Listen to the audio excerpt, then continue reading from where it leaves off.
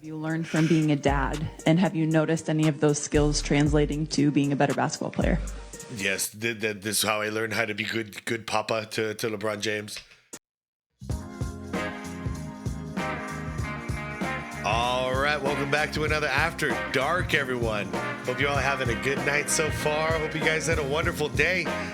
Okay, so new Eric Smith sports training video is out, and you guys know I'm the biggest fan of this channel that exists. This one is titled "Does Jokic Really Care?" It's, let's see, in parentheses, it's got secretly passionate. So interesting. Okay. I like to joke around about this too myself a little bit. And I do mention, how like Jokic is just like kind of passively dominating the entire NBA, where like really like his passion kind of lies with being at home with his family and, his horses, because that's really like the thing he's the most passionate about in life. But, his job is to play in the NBA. And when he clocks in, dude, this guy's the best of the best that's out there in the world, in my opinion. So I always like to say it because it's funny to me, but does he care? Of course he has to care. You can't be this good at something and not care, but it's always just like a funny joke to me, because I always remember right after they won a championship and he found out that they were going to do a celebration the following day, he was like visibly upset. He was like, okay, we'll talk about it later, but like he was so mad that like he had to stay and celebrate the championship for one day as opposed to going home and like being with his horses in his homeland a day sooner. You know what I mean? So that's when I realized, like, damn, dude, that's not a joke. This guy's for real. But anyways, guys, let's watch this video. I'm curious. There's probably a lot of stuff I haven't seen that Eric Smith is going to pull up. So what I want you to do is, if you haven't checked out Eric Smith's channel, please go check it out. Link is down below in the description. Why do I say it like this? Because he's at 1.66 thousand subscribers. This video, as of now, is at 357 views. That is a crime. And when you guys watch this video, I'm sure you're going to agree. So if you don't check it out now, I'm sure during the video you'll go and check it out and go over there and give him a view and a subscribe and all that good stuff. But anyways, you guys, like the vid if you could, hype the vid if you could. Super shout out to the channel members. I appreciate you all. And happy holidays, everyone. Let's keep doing this. What's up, guys? What up? In my last video, we talked about basketball IQ a lot, specifically in reference to LeBron James. And my personal belief is that the players with the highest basketball IQ in the league are Jimmy Butler and Jrue Holiday. But a close third and the highest basketball IQ of any superstar today is clearly Nikola Jokic. Yeah. You would think anybody that has a high basketball IQ would be absolutely obsessed with their sport 24/7. But what all three of these guys have in common is that they actually have a wide variety of interests outside of basketball, and they are extremely curious in nature. This curious nature is what has led to them dissecting a lot of film and figuring out opponents' strengths and weaknesses and working hard to exploit them on the basketball court. But the interesting thing is, you'll never hear from them talking about it in depth in interviews, because they believe basketball IQ is to help them win games, not for media narrative. Agreed. Jokic famously wants no part of fame or recognition and has a ton of love for his family and friends back in Serbia. But what's rare about Jokic is that he's combining this with being 7 feet tall. Yeah. We've had plenty of good passing centers in the NBA, like Bill Walton, who I covered in his NBA championship run in 1977, but none that have been the whole system like Jokic has been for Denver. I mean, let's be real. When I talk about Larry Bird, basketball IQ is like through the charts, like through the roof. And Jokic is a very similar style basketball player. He's taller, but I mean, very similar when it comes to the basketball IQ. And a lot of that I can see from passing, the passing game and knowing how to read the different defensive coverages. He's brilliant at it. The only issue that Jokic had early in his career is that if you are a playmaker instead of a dominant scorer, in the playoffs, teams will try to make your role players beat you. Jamal Murray has famously alternated between scoring 45 and 12 in the Nuggets playoff series, and this got in Jokic's head. The coaching staff would challenge him to shoot more, he would get out of his game and force a bit, then go back to overpassing. He just couldn't find the right balance, and I put a lot of that on the Nuggets GM for not finding the right supporting cast and Murray for not being consistent enough. But everything changed when Aaron Gordon arrived. He worked really hard in his game after arriving from Orlando. While never a great ISO player himself, he drastically improved his catch and shoot threes, and he mastered the art of backdoor cutting and having great chemistry with Jokic from the dunker spot during their playoff runs. Agreed. Because of this, the Nuggets finally won a championship with Jokic, in my opinion, having an all-time great performance in the conference finals versus the Lakers and playing pretty well in the finals. In this video, I'd like to go a little deeper into his mind and then show a few clips of what makes his IQ so special. In typical Jokic fashion, he's shunned praise, didn't want to go to the parade. The parade coming up in Denver. Yeah, that's it. When is parade? When is parade? Thursday. No. Look I at need him. to go home. And went back to Serbia. Yeah, that was real though. Like everybody else was laughing because no one's ever seen a reaction like that. But he really, this is what he wanted. Yeah, and there's nothing wrong with it, but it's just so funny. You win a championship, you think you want to like, you know, just basically feel like king of the world for a while, and he's like, job's done. Let's get back to home with horses. Like, I love the simplicity of this guy. He had to watch his horses race as soon as he could. Yeah. But what is in the mind of this legend who has been the best player in the league for the last 4 or 5 years? He looks nonchalant and unassuming on the court while he's regularly dropping 30, 15, and 10 on you. But hidden underneath is a fiery competitiveness that he rarely shows outwardly. There is the incident where he lashed out after a missed foul call and got face to face with Devin Booker. Oof. And when he tried to sneak into the Suns timeout and KD got a tech getting him out of there. And my favorite, where he showed his true colors, it's long been my belief watching the Nuggets that Mike Malone was coaching the defense and Jokic was coaching the offense. And this clip seemed to illustrate this. But where did this fiery competitiveness come from, and why does he usually keep it inward? Jokic's father was an agricultural engineer and previously had 2 older monstrous sons who briefly played basketball in the US. By the way, this footage you're seeing, this was from last year's playoffs, if I'm not mistaken. So, yeah, it definitely is. So Mike Miller's gone. Mike Malone, Coach Mike Malone is gone. And we have the new guy here, Adelman, Rick Adelman's son, I believe. I haven't memorized his first name yet. But anyways, they jump right into the playoffs basically after this swap out. And yeah, you see Jokic really does care. He's really animated. He's coaching the team on the floor. He's coaching the team in the huddles. And he actually he got really aggressive, a little too aggressive in these playoffs because he kept getting into foul trouble. But the thing that was clear to me is he really does care about winning. And previously had 2 older monstrous sons who briefly played basketball in the US. They were both much older than Nikola. Before his massive growth spurt, he played a lot of point guard, first developing his world-class vision. While quite raw at first, he continued to grow. But the craziest part about his career arc with the Nuggets was that he was actually having a mediocre season, averaging only 10 points for Mega Vizra in the SxADk League when he got drafted 41st overall. Crazy. This has now gone down in draft lore, not only for the draft steal, but because it was so inconsequential at the time that the coverage had actually gone to break for a Taco Bell commercial. Oh, yeah. Whether you right. argue the Nugget scouts are geniuses or they got lucky, Jokic had a massive breakout season right after being drafted, averaging 18 and 10 and winning SxADk League MVP. He then moved over the ocean to the Nuggets.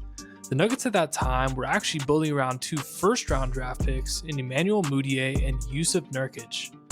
But by the end of their first season, they started thinking about turning the team over to Jokic. As Mudiay began to frustrate Nuggets ownership. When I was in Denver my last couple of years, the ownership came to me and said, hey man, we need to work on this kid's jumper. I said, all right, cool, hit him up. I'll be there tomorrow at 9 o'clock. Shows at 9:50. Listen, young fella, I'm 38. I don't really need to. I'll be here tomorrow at 9. Shows up at 9:30. I said, yo, young fella, listen to me, man. Just so you know, you got one more again. I'll be here tomorrow at 9. Shows up at 9:45. He got later and later every time. Damn. I hit up boss man. I said, hey, this ain't it. And this was a lottery pick now. And I'm been out the league. I didn't know who you talking about. Jokic continued Mike Miller, 100% agreed.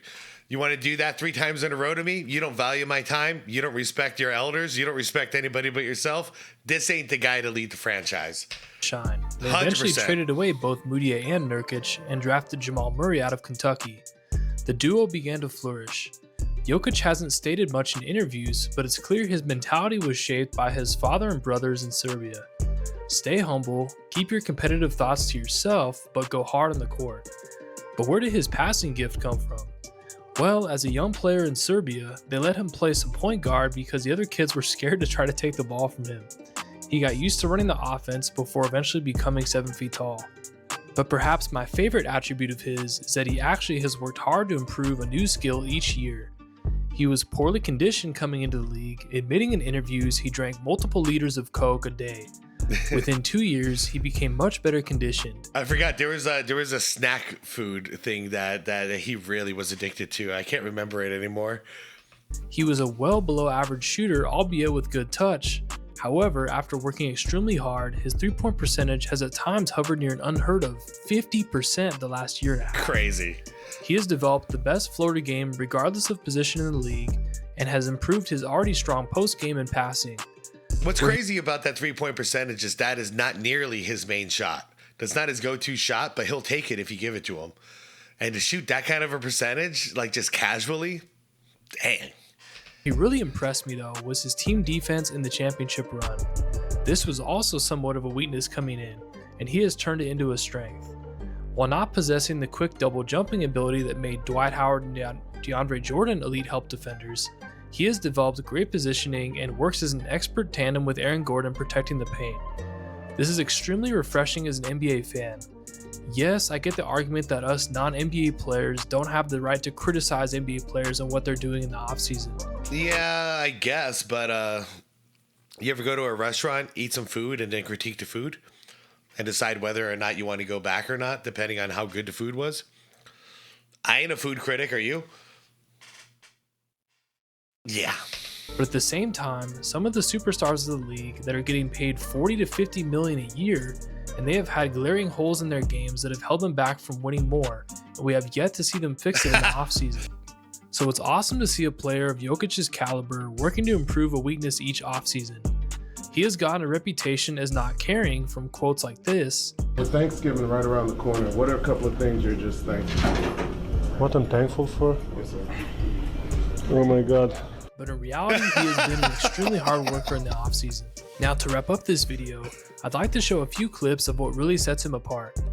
First, his 3-point release. That's a stupid shot. I mean, shot. this is just ridiculous. Yeah, it is. Swish. Anthony Davis is a top 5 defender in the league and is all over this.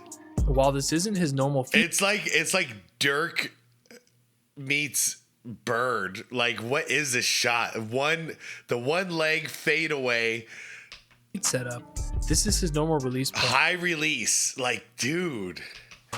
How do you block this? Yeah, what do you do? Secondly, his help defense. Here's a few clips of him playing intelligent help defense. This was not the case early on in his career. In this clip, you can really see his improvement. He knows Jimmy Butler loves to pass first. He knows Christian Braun has no energy left after that contest, so he sprints out to help Aaron Gordon, who's about to get screened off by Cody Zeller, the bald assassin. A great seamless switch, and he shuts off Duncan Robinson. A bad gamble here, but he hustles back into the play, seeing he left Aaron Gordon in another 2-on-1. He comes back and forces Zeller to rush his tip, and Gordon secures the rebound. Here's another great team defense possession that he helps spearhead.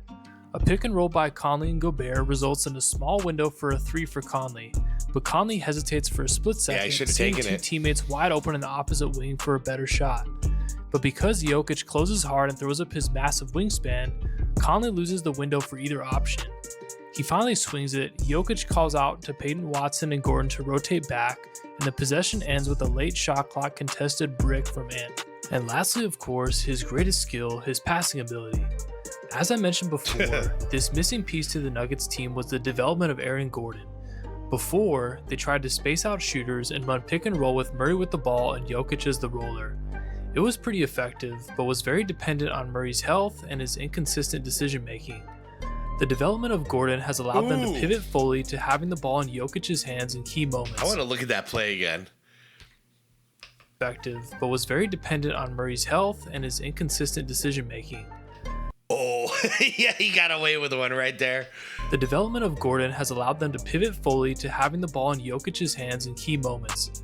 Jokic and Murray now have a simple read. If the defender matches Jokic's mass but is slow, Jokic will blow by and dry help defenders and throw the lob to Gordon. If it's a quick but lightweight defender like Chet, Murray will come set a pick and pop screen and Jokic will attack again, forcing help and dropping it to Gordon. In the less crucial moments earlier in games, they will still run their old pick and roll with Jokic as the roller, where there's less pressure on Murray to make the right read. Jokic just gets downhill and forces a lose-lose decision for the help. If Jokic is tired, he'll simply just pop instead and knock the 3 down at a 43% clip. This is why Denver is OKC's greatest threat this season and took them to 7 games last year. Hartenstein has good mass, but he's not quite as tall as Jokic, and Chet and Jalen Williams are too light. While Shea is certainly elite, the real strength of OKC is they are the best defensive team in the NBA since the '96 Chicago Bulls. But their elite team quickness and hands is mitigated somewhat by a 300-pound 7-footer who requires a double team and is now throwing lobs to a 6'9" elite athlete instead of relying on his 6'5" sidekick to be hot from 3. Shout out to the legend who requested this topic. Nice cut. I remember responding to your comment and I thought I screenshotted it to shout you out, but I can't find it, my bad. If you see it, please comment and I'll pin you to give you credit. Thank you guys for the support. God bless. Peace. Dude, wait. Coming back home, this is the most fun you've had for a summer. This? This past summer, the most fun you've had since you've been in the NBA. No. I think it's actually opposite. Wait, why? Because we played 2.5 extra months. There is a bunch of things that There's less time me at home. I fucking love this guy. that I like to do. I mean, probably that's a normal thing, you know. Nobody likes his job, or maybe they do. They're lying. Grown. And what Oh my God. have you learned from being a dad? And have you noticed any of those skills translating to being a better basketball player? Yes, this is how I learned how to be good papa to LeBron James. Nah. You know, that cannot help you. Melissa in the front. Melissa Rowland, Fox Sports. Nicola, 41st pick in the draft. It's been an incredible journey for you to get to this moment. How would you describe the emotions of this all? It's good. I mean, it's good. What is Coach Jokic like? I don't know. I don't want to be a coach. I think that. Can you take us through the corner three that you had? Yeah, it was a play that we have. I got the ball and I saw that it was like 4-5 something or 4 point something, and just needed the rhythm to throw it in the air. And like my old friend Mike Miller said, just shoot it and let it fly. Enjoy the moment. Did you enjoy the moment? I did enjoy the moment for sure. I wake up to a text at 3:30 in the morning from Joker, and I used to always make fun of him because he didn't win a championship, didn't do nothing. Oh. He had his first triple double, and I said, "Oh, that's cute, blah blah, blah whatever." And so he texted me in the morning and said, "Hey brother, you ever won MVP or Finals MVP?" And I said, "No, I haven't." He said, "You kind of sucked, didn't you?" I said, "Yeah, I sucked." Oh yeah, I love this friendship, these two guys.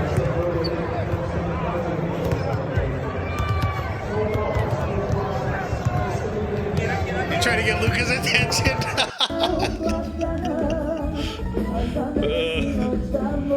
Oh my God, imagine that.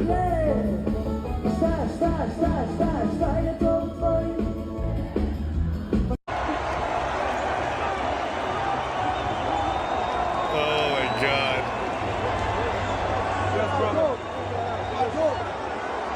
Yes, brother. U 2005. godini. Pored mene je Nikola Jokić. Wow. Nikola, moram ti kažem nešto.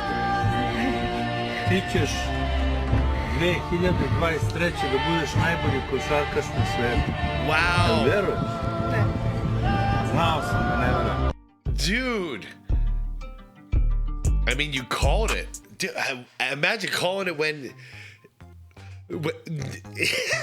Jokic was so young at that point, and he was so out of shape, and he's calling it saying this will be the best basketball player in the world, or the NBA or whatever he just said. Either statement is true, so it doesn't really matter to me.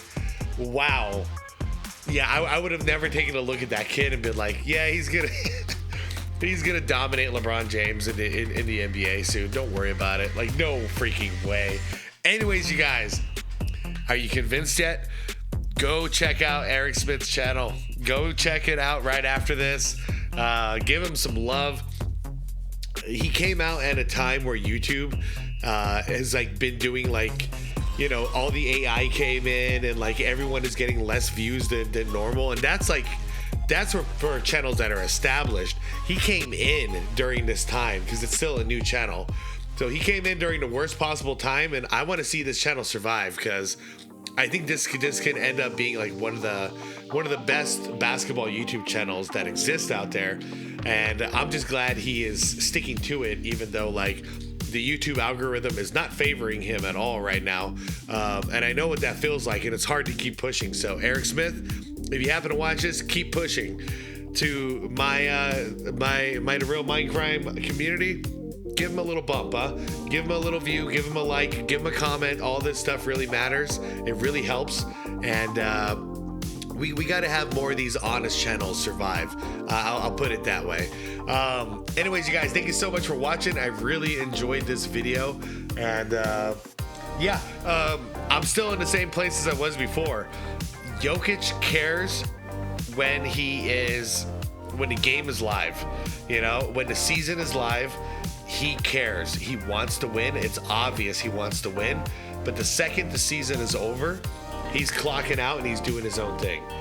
Can I really, but I can't really blame the guy, because to him, this is a job. I don't think he had those hopes and dreams his whole childhood to be the greatest basketball player in the world. I think it just kind of happened with hard work, but really his passions lay elsewhere, and he likes to be home, and he likes to be away from the spotlight, and he loves horses, you guys. I get it. So I don't see anything wrong with it, because he's doing his, if he was slacking off during the season, I'd have a problem with it. But man, he shows up to work and he works his ass off. I can care less what he does with his free time. You know what I'm saying? Anyways, I am out of here. Like the vid on your way out if you could. Subscribe to the channel if you want more content like this. And most importantly, it's the be water, my friends. Happy holidays, everyone.